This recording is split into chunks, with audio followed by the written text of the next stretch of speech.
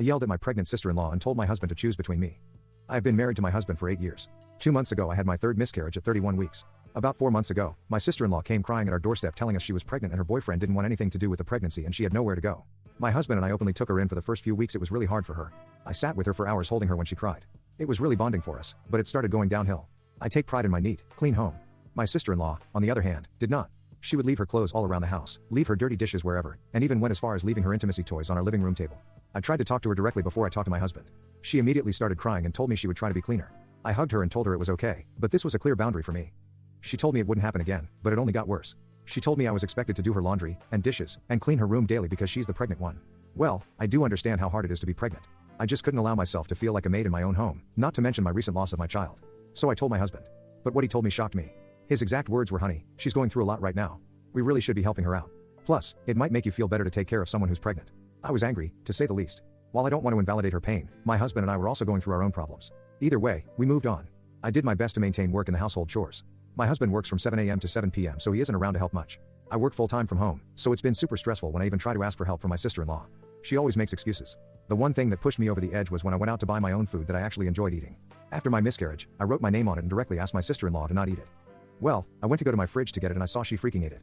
I told my husband and of course, he rubbed it into my face that she was pregnant. I need to be less selfish and life is about sacrifices. I was so upset. I told him I felt like he and her were horrible roommates. He didn't take that well. A little while later, my sister-in-law planned a random baby shower party at my house without even telling me. I personally didn't know if I could even be home when this was happening.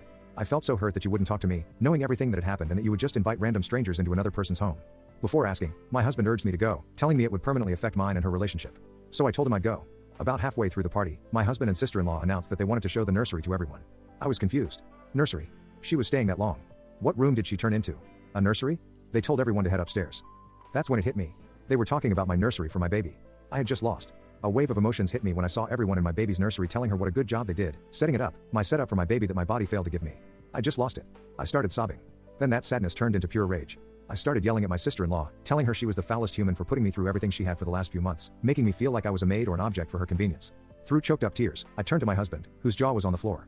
I turned my head to see his entire family just staring at me. I lost it again. Yelling, I looked at my sister-in-law, telling her how dare she use my nursery for my baby. How dare she think she has the right. What she told me made me fall to my knees. Sobbing. It's not my fault you couldn't produce a child. Why let this go to waste? You're so selfish. My husband tried to pick me up off the floor, but I yelled again, standing to my knees, which were now shaking. I told him to pick between me and her. He had a dumbfounded look on his face. I yelled again. Pick me or her? He couldn't even muster up anything to say. I just looked at him. Pure butyrol. I pushed past the crowd of family and ran straight out. After all of that, I sat on my bed wiping my tears and telling myself I would not take this disrespect. I walked downstairs, shutting my nursery door on the way.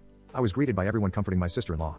I kindly asked everyone besides my sister-in-law and husband to respectfully get the F out of my house. After all the dirty looks and shaming, it was just my husband, sister-in-law, and myself. They sat themselves on the couch not saying anything. I sat with them. The silence felt like forever. None of us had anything to say. I knew I'd have to start the conversation. I looked at my husband and said, "Did you decide?" He looked at me just staring. I asked again in a firm tone. This time he ended up mumbling some sort of insult and I couldn't really make out what he said, something with beach. I stood up and told them both to get out. Then they wanted to talk, telling me this was all a misunderstanding. They were sorry, blah blah blah.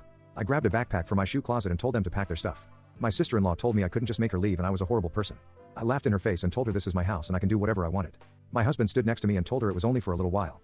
I turned to him and said, "Oh, you two get out." He got all mad and told me we were a married couple and that this isn't how marriage works. I told him no, it is not. Marriage is where two people support each other and do not treat their wife like crap.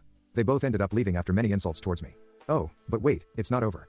This morning as I was getting ready for a Zoom meeting with a few other coworkers when my husband showed up, I let him in, telling him to get whatever he needed and to go because I had to work. He started apologizing and telling me he wanted to make it right. I told him I just needed time away from him. Then he threw this in my face. "Well, it's not my fault you lost our children. Maybe this would have never happened." My sister was right. You are selfish. I have never ever made my husband feel like he cannot grieve with me over this, never made him feel less than because of his pain.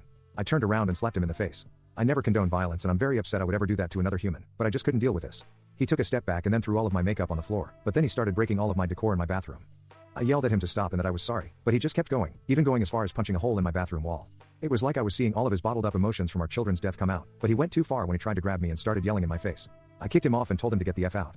He walked out of the bathroom and I watched him break a few more items as he left. The second he left I had a panic attack looking at the mess he made to even just seeing how much he hid his pain. I called my mother and told her everything that had been happening. She told me she was on her way.